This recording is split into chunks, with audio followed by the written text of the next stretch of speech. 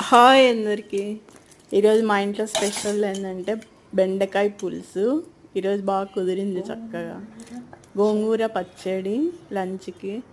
పన్నీరు అవిసె పొడితో వేసిన పన్నీర్ ఫ్రై డ్రై బయట నుంచి తెప్పించుకున్నా రెస్టారెంట్ నుంచి.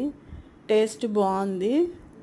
నచ్చితే మీరు కూడా ట్రై చేయండి. అవిసె గింజల పొడితో పన్నీర్ డ్రై.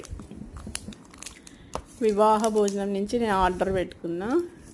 నచ్చితే నా వీడియో ఒక లైక్ చేయండి, షేర్ చేయండి, సబ్స్క్రైబ్ చేయండి. నా ఛానల్ సపోర్ట్ చేయండి please. Thanks for all. Bye.